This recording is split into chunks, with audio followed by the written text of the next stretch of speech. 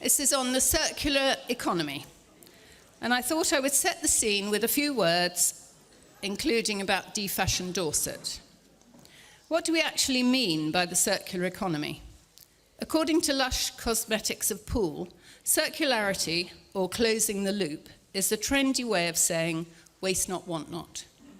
It starts with finding ways to slow the flow of waste materials into landfill and ends with all processes seamlessly moving materials into other uses, creating no waste at all, just like nature does. Unfortunately, Lush can't be here with us today, but they do wish us well. We need to keep products in use for longer by making manufacturers design for repairs. We need to increase the number of repair cafes and teach more practical skills in schools. Even how to thread a needle would be helpful. I've been doing a few workshops this summer, and it's surprising how many children can't thread a needle. My contribution to the circular economy has been through fashion. I've always been passionate about fashion, but in a mostly slow fashion way of making and redesigning.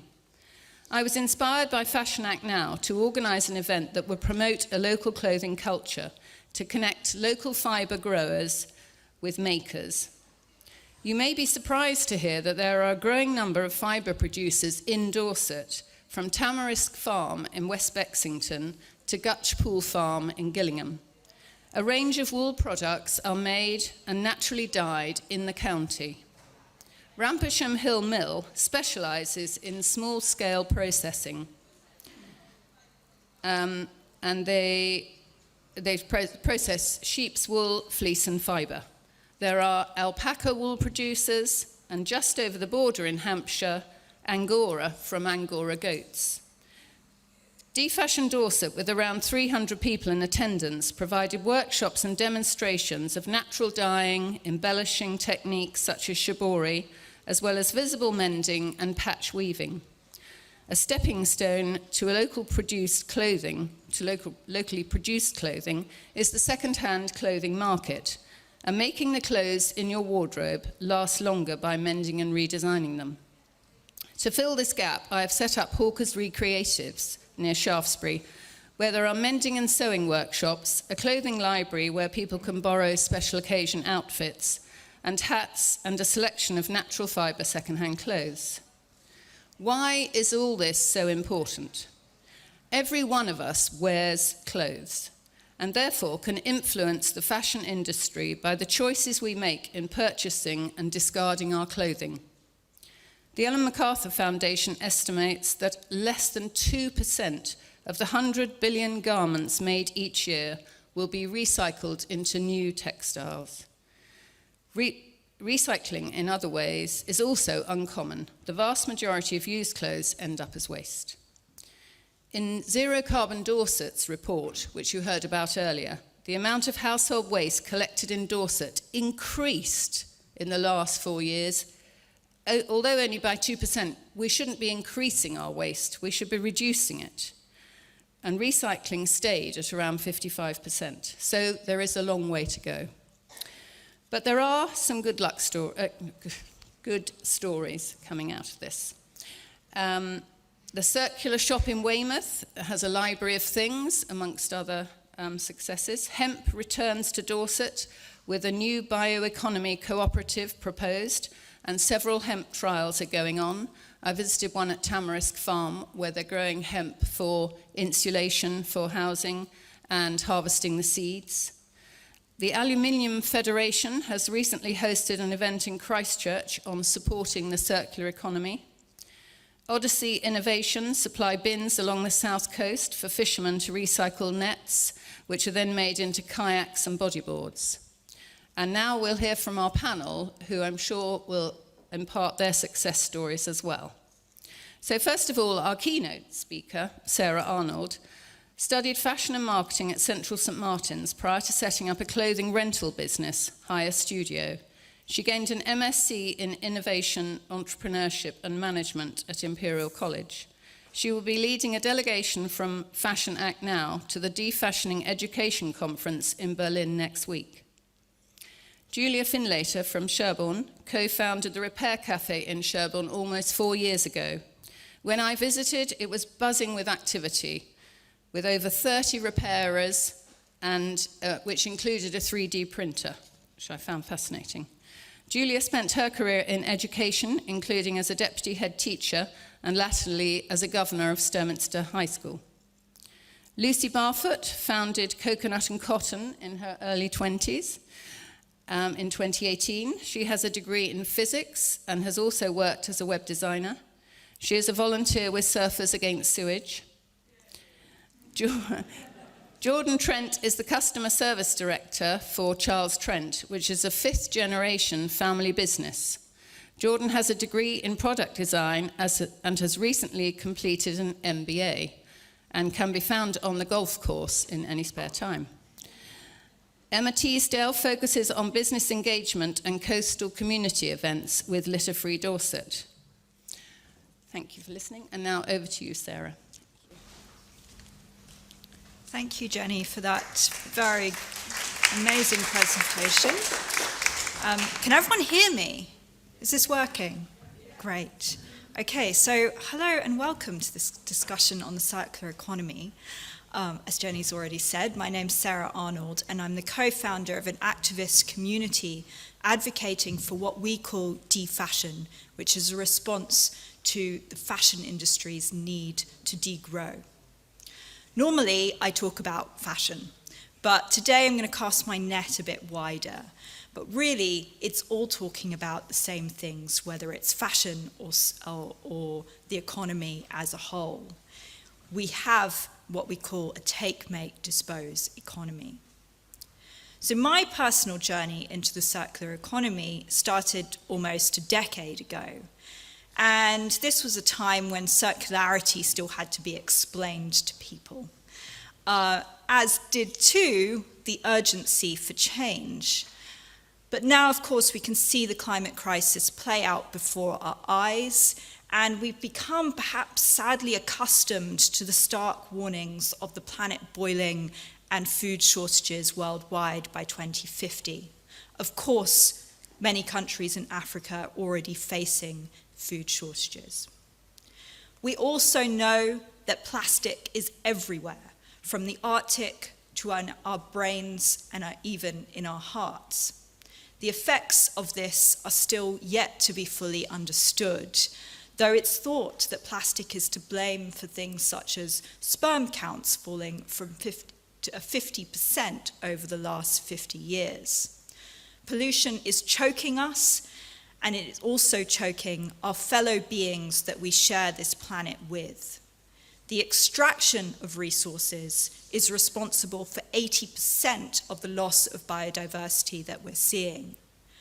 So despite all of this talk over the last decade of circularity, and now it's becoming something that is so widely understood, our material footprint continues to increase by 3.2% each year, faster than GDP growth and faster than population growth.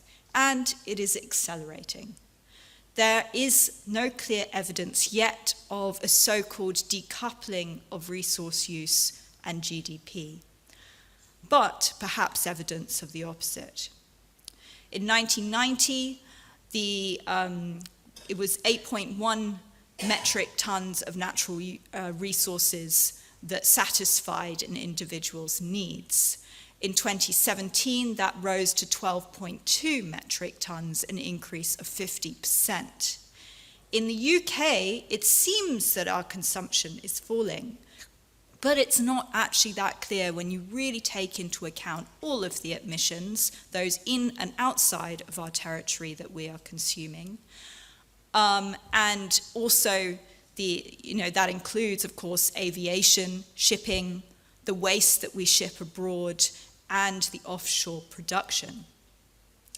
This is an injustice on an unfathomable scale. We have a huge responsibility as a high-income country in the so-called global north, and one that played a key role in colonialism and industrialization. In 2017, high-income countries, of which perhaps we are one of, had a material footprint per capita of 27 metric tons per person. That is 60% higher than so-called upper middle income countries, and 13 times the level of low income countries that were consuming just 2 metric tons per person. In the global north, we extract from the global south. 55% of the materials we are consuming come from the global south, when in the reverse, the global south are only taking 6% of the resources from the global north. This drain is said to be worth over $10 trillion per year, and that outstrips the aid that we give to the global south by a factor of 30.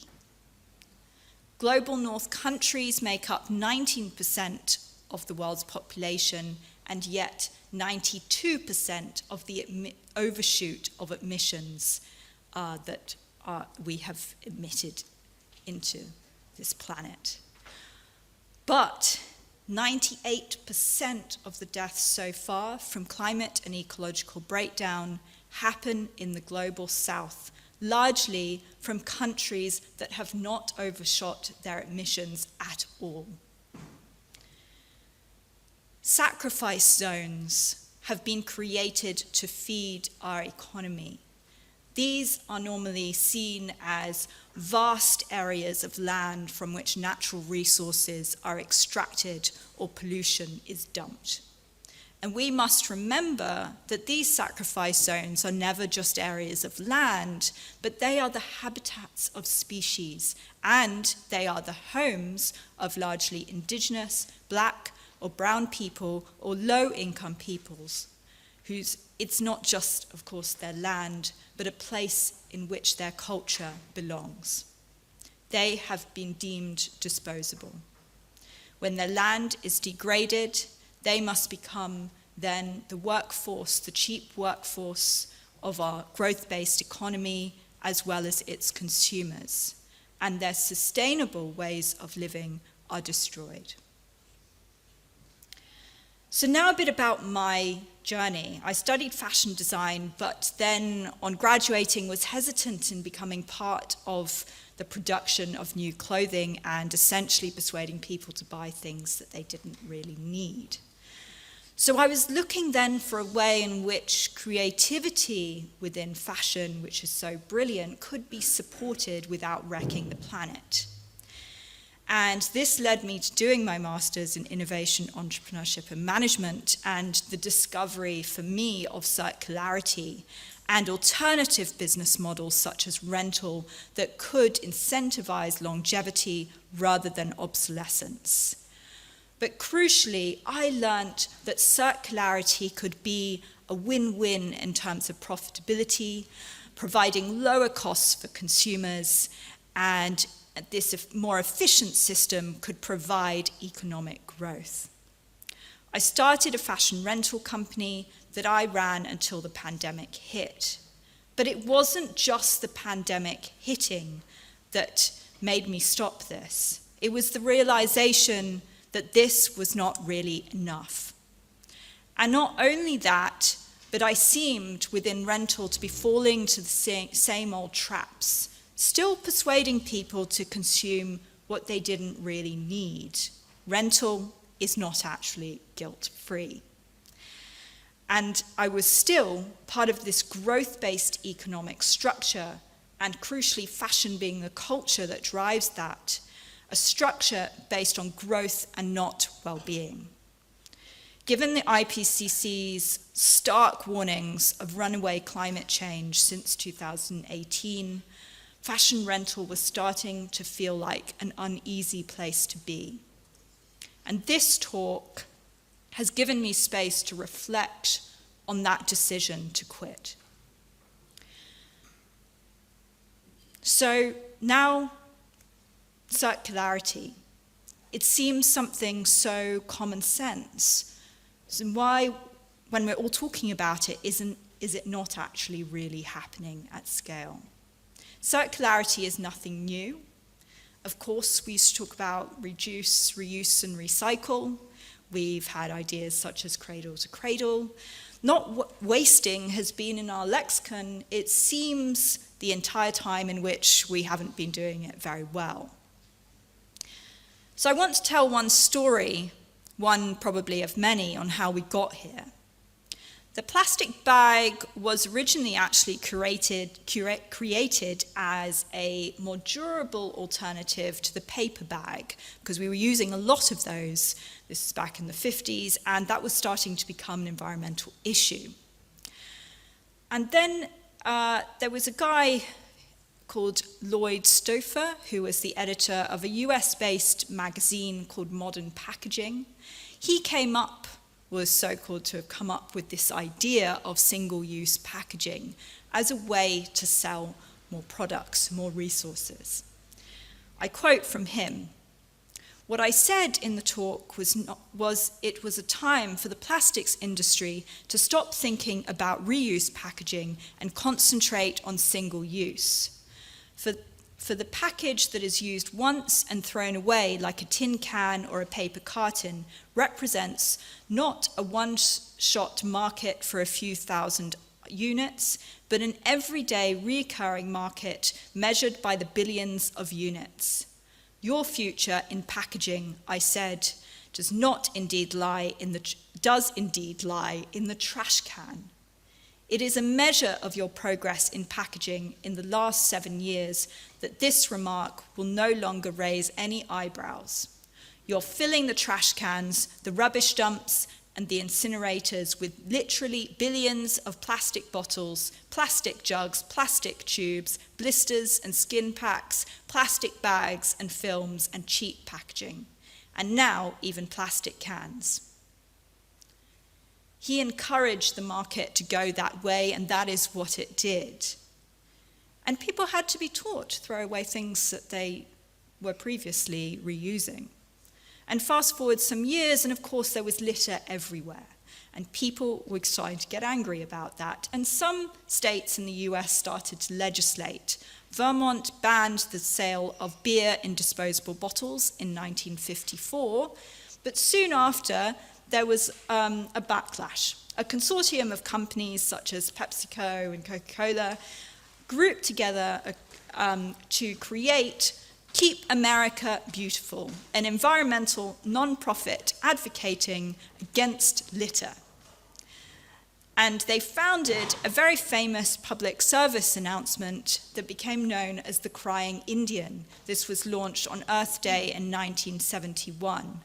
This ad had an actor, not an Indigenous actor, playing a Native American who canoes down a river that is strewn with litter.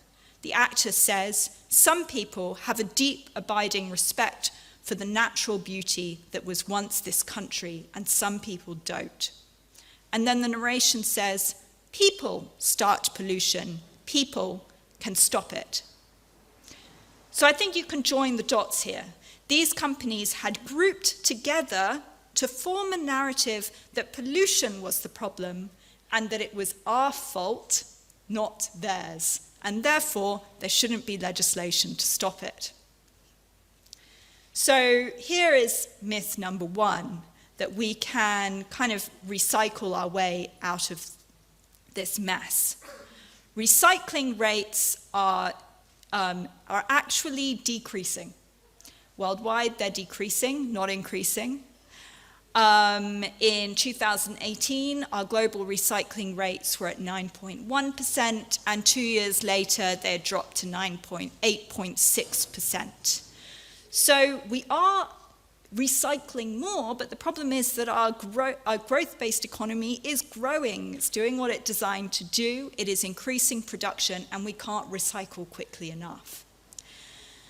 And of course, it's becoming clearer and clearer that plastic recycling is a myth. It is not actually recycling, it is downcycled, and it is a complex process. And in that process, microplastics leak out into the atmosphere.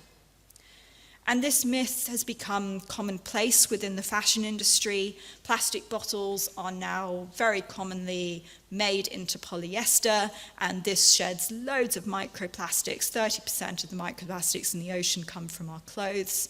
And this polyester can't then be recycled again. It's the end of the line.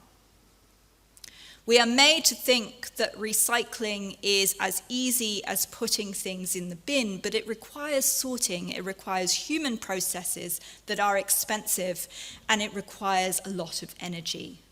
In the UK, just 10% of our everyday plastic is recycled, but this is not your fault. When we look at the fashion industry, again, it's the fast fashion companies that are fronting the move towards circularity. They are investing in closed-loop processes whilst pumping out more clothes than we can possibly recycle, if we could even recycle them, because they're not designed for that.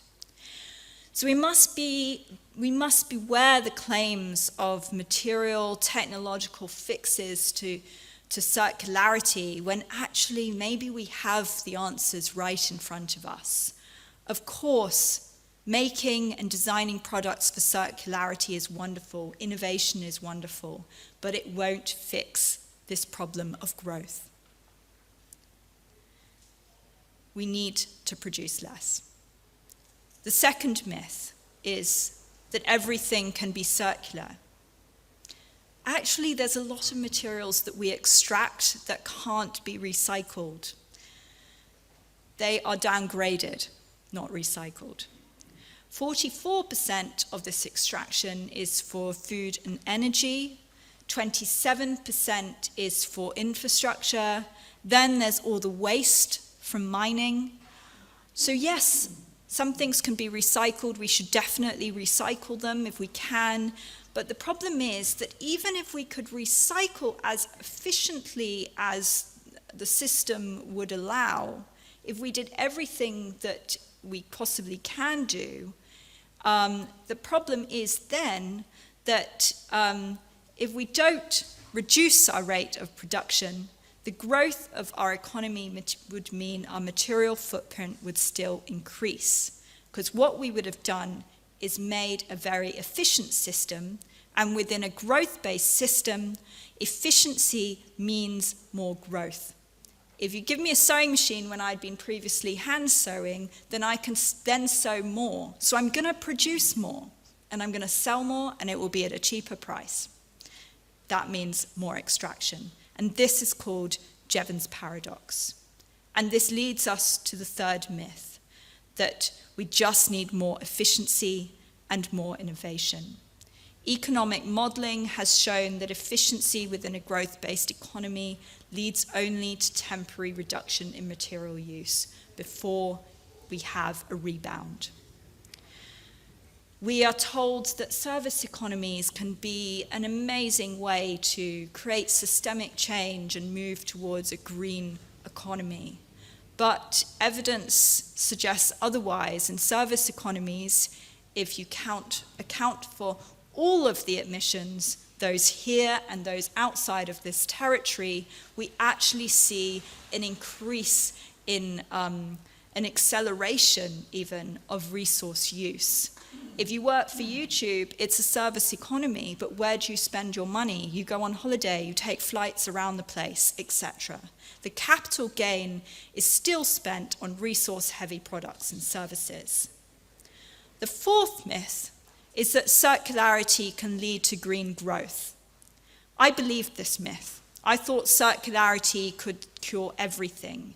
And in reality, real circularity means internalizing the costs into the system. Internalizing costs, finding the true costs of things. This is great for the environment, and this is what we should be doing. But surplus profits, which lead to growth of the economy, tend to require an externality, something that's taken for free or without the full cost being accounted for. Recycling is expensive. It's hard to extract an increasing surplus of capital from a truly circular system.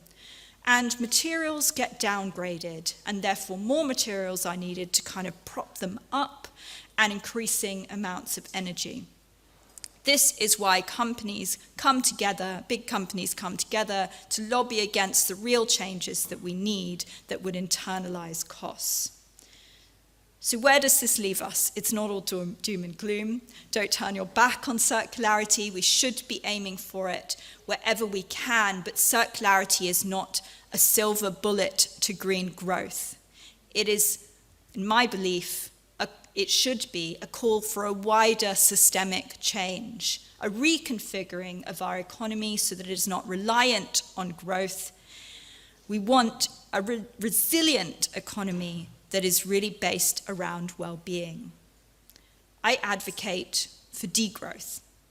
And no, I'm not an anarchist that wants a recession. This is actually quite the opposite. It is facing the fact that our economy cannot continue to grow at this pace, and therefore having a planned reduction of energy use that brings our economy back into balance and focuses it on the things that we actually need. It is building systems that allow and encourage for sufficiency, not just efficiency. But how can this actually work? No, it is not just a theory. It can work, and countries around the world are implementing degrowth policies. Here are some examples of things we might do. We must make big businesses accountable, extend producer responsibility, and ban this, or significantly reduce single-use plastic. Reduce the working week, give people time to get together as communities, to grow, to repair, to reuse, and to make together outside of the industrial economy. Build and improve universal basic services, and test and implement universal basic income.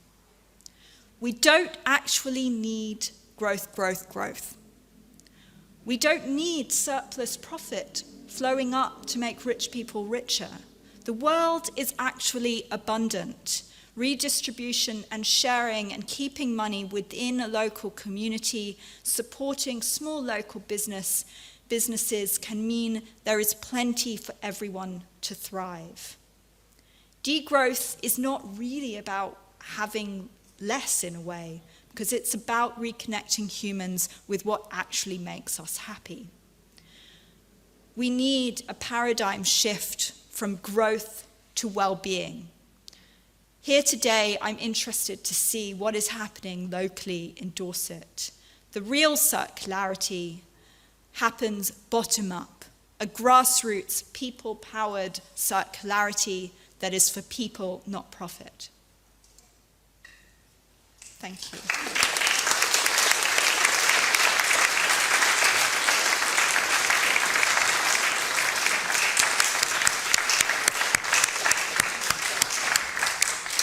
Thank you very much, Sarah, for that really informative talk. I don't know if, just while we're on, anyone's got a quick question about what Sarah's had, rather than waiting to the end if it's on your mind. No? Then I will move on to Julia. We'll talk about Repair Café in Sherborne.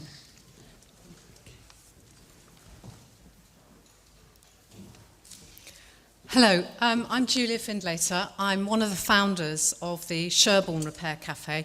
My colleague's here with me too. We're one of, I think, 8 repair cafes in Dorset, 224 in the UK, and 2,752 around the world. We are definitely a growing movement, good growth.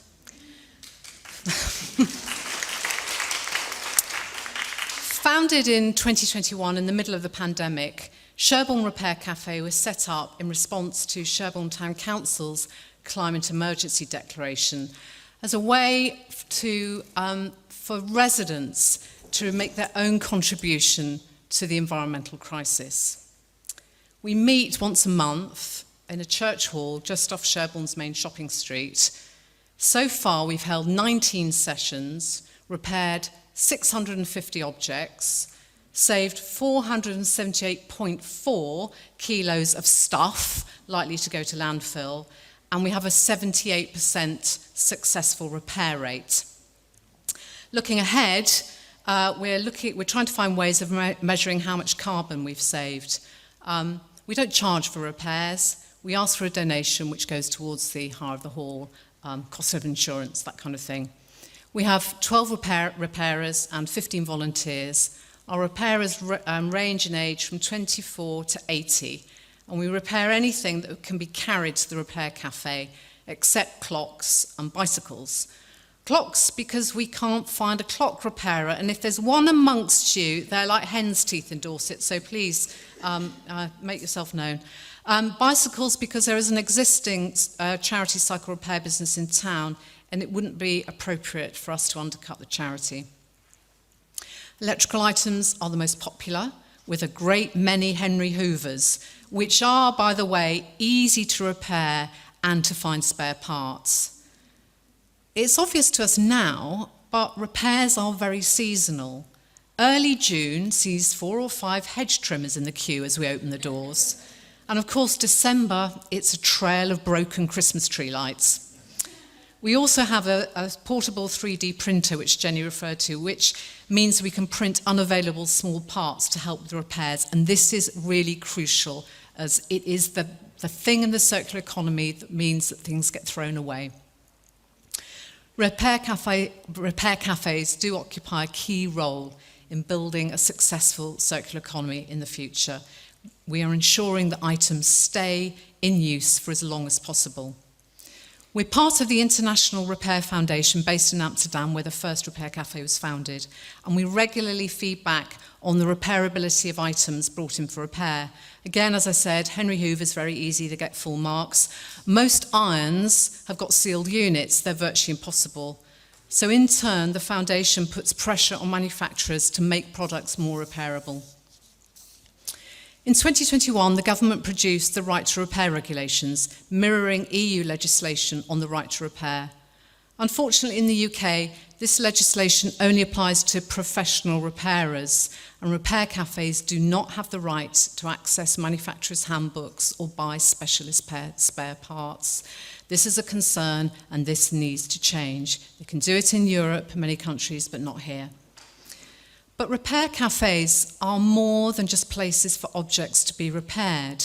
Interesting research at the Centre for Sustainable Design, part of the University of the Creative Arts, suggests that when an object is successfully repaired, particularly if the owner plays a part in repairing it, they go from being a consumer to an owner. As an owner of an object, their relationship with the object changes, and they take a greater pride. They take care over the object. They take responsibility for extending its life, and they'll be less inclined to throw it away. Furthermore, it isn't just a physical repair that's important. We're also repairing and restoring memories through a physical attachment to the object. Repair cafes are what communities should look like: shared vision, working together, and tapping into the skills across generations. At a time when we, as a society, are becoming increasingly isolated, and opportunities to encounter people from your local neighbourhoods are shrinking with the closure of post offices, banks, pubs, and now ticket offices, repair cafes have become places for people to meet and make change. I'll admit, Sherborne is not known as a hotbed for climate activism, but the repair cafe has, like others in the county, changed attitudes towards reusing and repairing objects. Visitors pop in, have a piece of cake made by the repairers, and get their broken items repaired, and then they come back again. They tell their friends, and soon it's in the diary every month. It's a place to meet up and hear about other initiatives that might be of interest. For example, we've used the Repair Café as a platform to launch Insulate Sherborne, working with Healthy Homes Dorset, who you heard about earlier today, and other agencies. We direct residents on where to get advice on how to reduce their energy bills and make their homes warmer, from quick low-tech solutions to complex energy-saving installations such as heat pumps. So where do we go from here? We'd like a change in the legislation. We'd like a permanent premises so that we can run repair shops and show people how, so we can run workshops and show people how to make and repair their own objects. We'd like to have a library of things for residents to hire. I know Weymouth has one. We don't all need to own a hedge trimmer when we can rent one when we need it. The social and environmental benefits of repair cafes is evidenced in the growing level of demand and the stats. Repair cafes act as a catalyst at ground level for wider environmental change. There is motivation amongst our communities to come together and take practical steps towards a solution, so that together we are saving the planet one repair at a time. Thank you.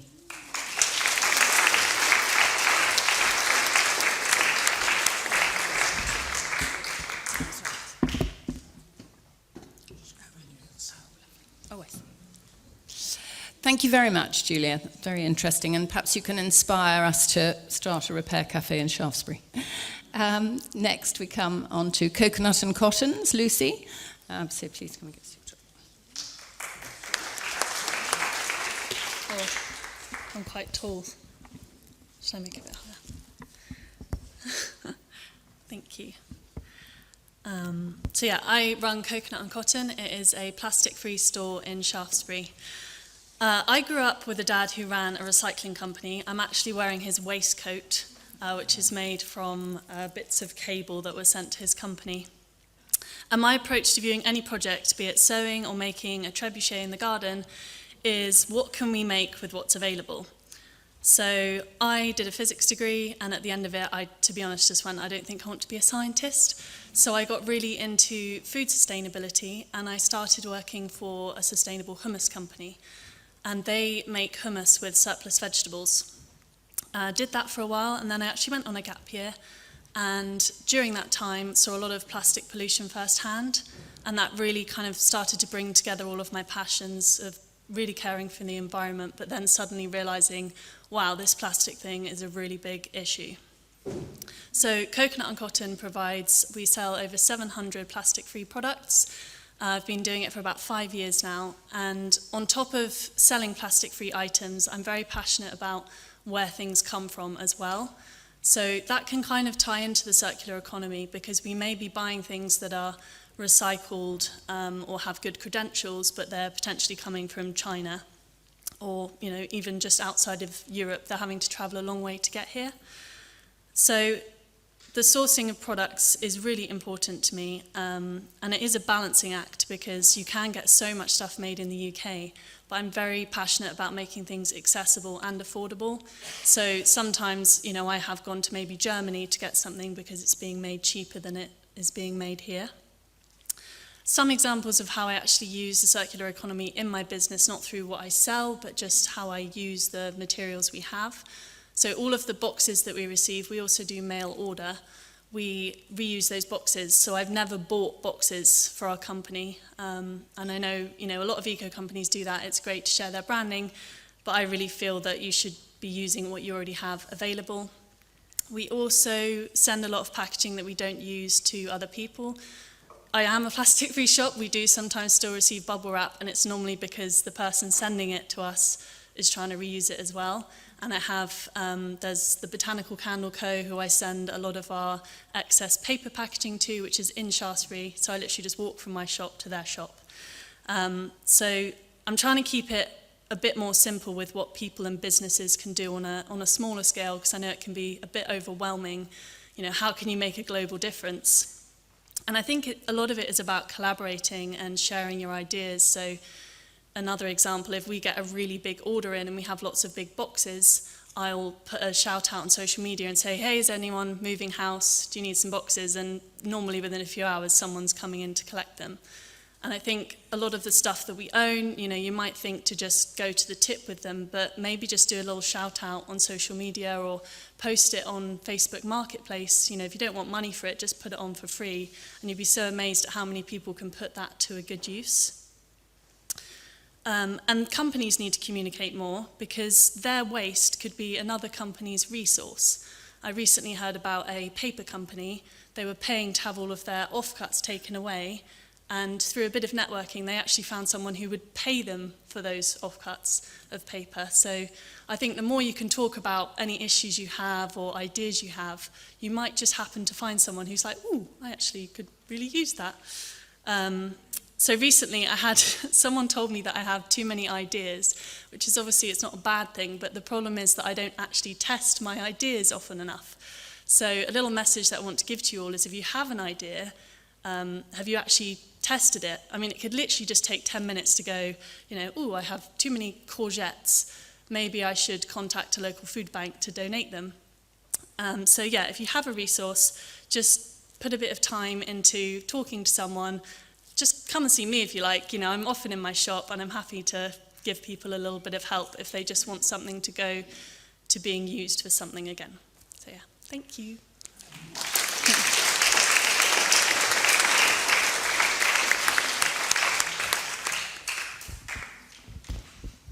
Thank you very much, Lucy. Certainly come and find some use for things in my barn. So let's move on to Jordan, please, if you'd like to. Do you want to stay seating? Oh, we've all been coming up to the mic. Okay.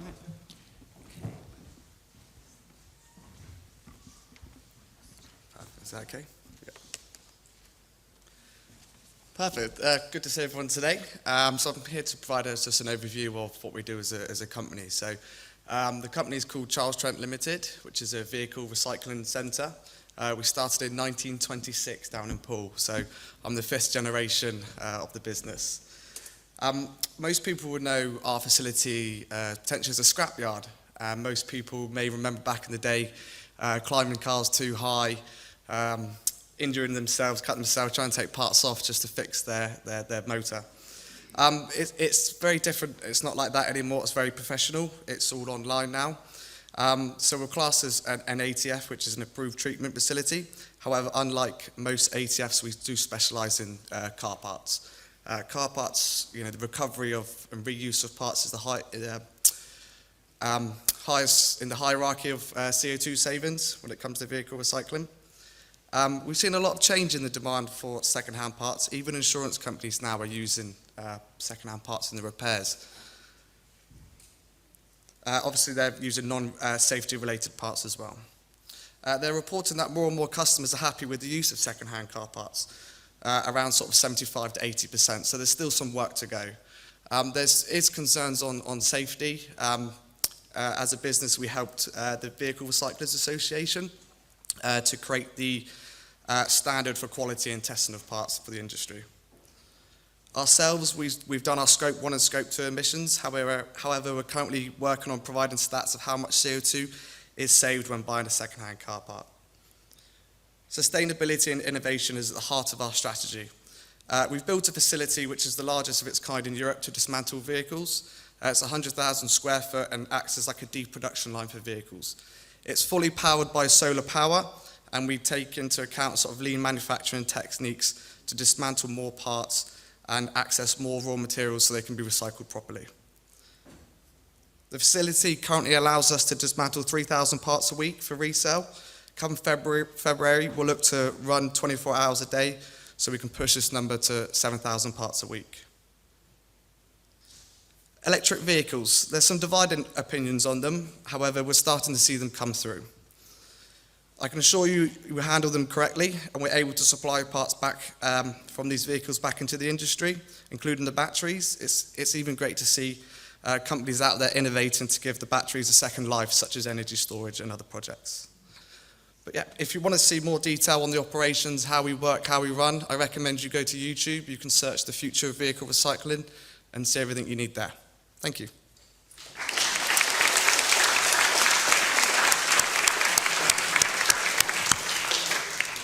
Thank you, Jordan. Who knew that we had the largest European recycling car place in Poole? Anybody know that? No? Oh gosh. Right. So if we move on to Emma, please.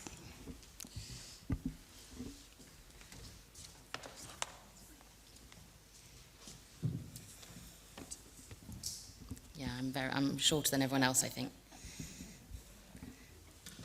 Hi, so I'm from Litter Free Dorset, which is based at Dorset Council. Also one of the founders of Dorchester Repair Café, and we do have a clock repairer. So, and he's amazing. So maybe we can negotiate later. So we have 2 areas of focus, which is reducing litter at source.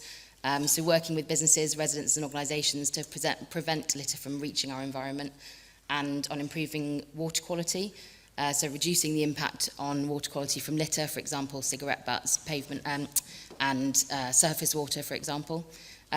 Something that I'm particularly proud of for this year is that back in April we enabled the recycling of 8,000 disposable barbecues. I'm sure you all know they are an absolute scourge on the environment.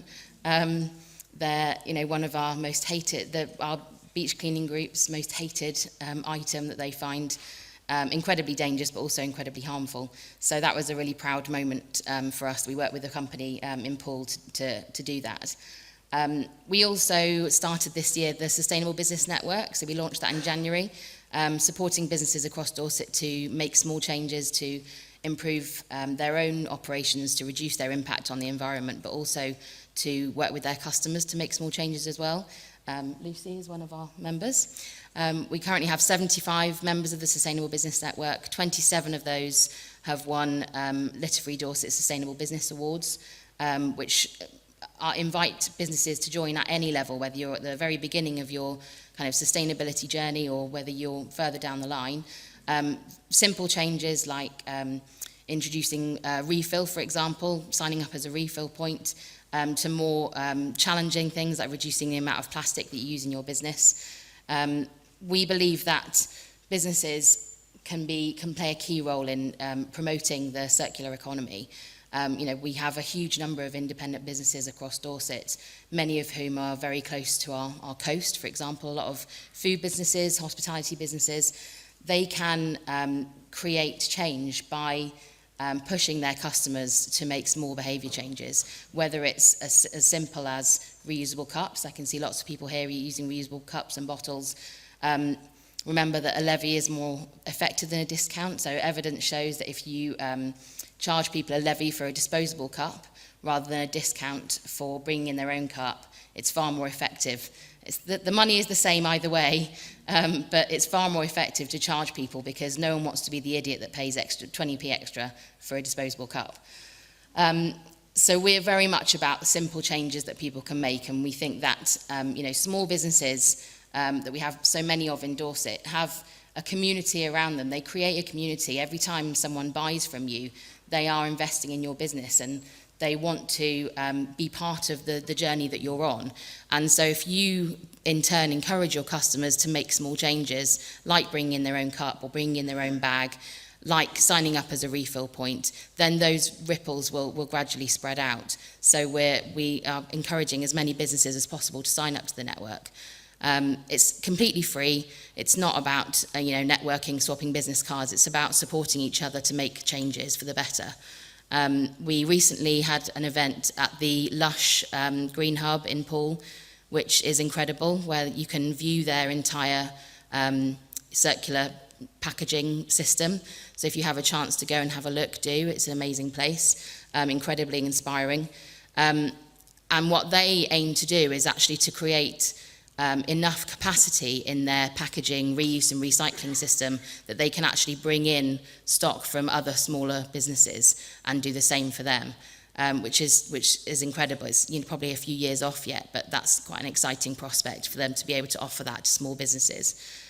I'd like to just mention the upcoming new single-use plastic legislation. You may be aware that it's coming in on the 1st of October. After many phone calls, got through to someone at DEFRA yesterday, finally. I wanted to get an answer before I came here today. We were particularly excited about this legislation because we thought it was going to really restrict what people could use in terms of food packaging, for example. It doesn't. Or not as much as I'd hoped, anyway.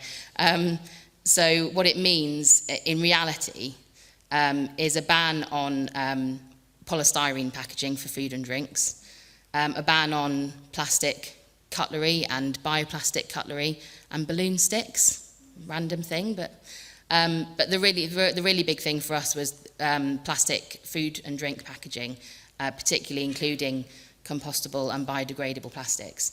The only restriction on those is on the sale of them from a shop to the public. So, for example, the range selling a packet of plastic plates can no longer do that.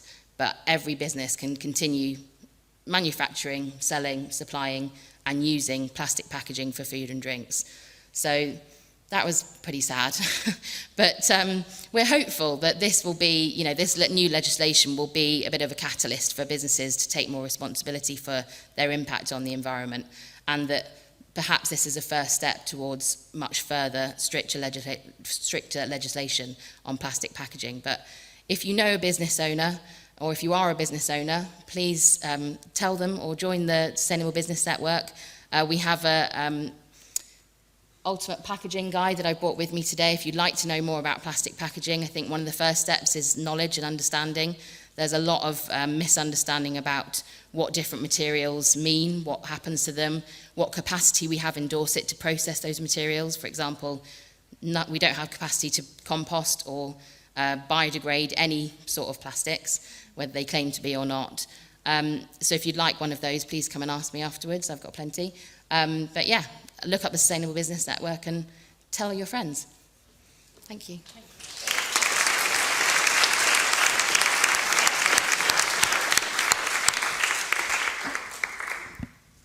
I hope that's inspired you to believe that in Dorset there is some progress on the circular economy. Obviously room for a lot more, but perhaps any of you may have questions you'd like to ask our panellists. We have a few minutes for questions. Hello, I'm Sharon Green from the Dorset Equality Group. Can you hear me? Yes. Yeah. I go into composting in a big way, and I buy composting bags for my kitchen caddy, which are supposed to biodegrade, but they don't. At the end of the year, I still get quite a lot of bits of black plastic. They're not black to start with, but they are by the end of the year. Can we improve on that? I think it's because my compost isn't hot enough, which it would be if it went back to the council. So it's just a quick question about the polystyrene, so for Emma. So does that mean if you go to a shop, they shouldn't be using them at all? They won't be able to just sort of stockpile and carry on using them? No, it applies to existing stock and new stock. So by the 1st of October, no polystyrene food or drink packaging, including polystyrene cups that you get the orange sauce in from a Chinese takeaway. That's, or after the 1st, that's illegal. And report it to trading standards if you see it. Thank you. Any other questions? Oh, sorry, let me just go back to the composting one. You can hear? Oh, no, sorry, I'm just responding to the question about composting. I hate to say, have you tried another make of bag? But it just seems extraordinary that it hasn't decomposed, because mine seemed to disappear before I've even finished filling them up. So I don't know if anyone else has any comments on compost bags. Probably near us, yes. Waitrose, probably. I'm not sure. No. Oh, so. So, questions? Where's the microphone gone? Hello. Hi. Right. I'm Alex. I work with Win on Waste, which is a volunteer-run charity which tries to collect things that otherwise would go into landfill or incineration. Things like plastic bottle tops, aluminium foil, such things like that. But our big issue, and I'd like the people here to take that one on board, is pill blister packs, of which in an increasingly older and sicker society, everything, vitamins and medicines are all in these pill blister packs. And the big issue is that it's mixed materials. It's half plastic, half aluminium. We know that aluminium can be infinitely recyclable, but you've got to melt it off the plastic. You can send it to TerraCycle, but they charge you quite a lot of money to send it. There are some returnable schemes in Dorset, but not enough. There is a petition on change.org to ask or pressure pharmaceutical companies to take more responsibility for the waste that they produce. And could I urge everybody to find it and sign up? It's even things like, apparently Boots will take them, but then they send them straight to incineration for sterilisation purposes. They do not actually send them to recycle because it's tricky. But pharmaceutical companies could put their pills in all aluminium packs. Vets do. I mean, I don't know different companies, but it can happen. Or even you could think about going back to the days when you took a bottle into a pharmacist and they filled it. Thank you. So, I'm sorry to interrupt. Yes, we do. Thank you so much for that question.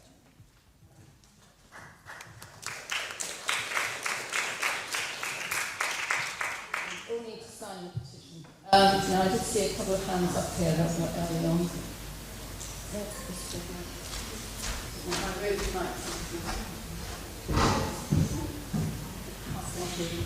We've only got time for this one and one more. Just quickly, when we did do a repair cafe, the hardest thing was to find insurance.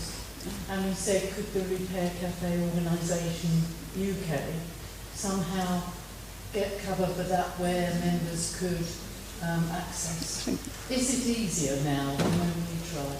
I'm happy to talk to you after this about good insurance companies that we've done a lot of work this summer on them. But there isn't a kind of... there's no central point. It would be really nice if that could happen. We had a big conference earlier this summer where a lot of repair cafes attended, and we said this is a big issue for all of us. But I can share that with you. Yes, thank you very much. Thank you for that question. It would be very useful. Last question. Thank you. Question for Julia. You mentioned that the foundation that you're a part of is putting pressure on manufacturers to make their products more repairable. And I wondered if you could give us any idea whether that is actually getting anywhere, whether you're making any progress with that. Yeah, I understand they are making progress.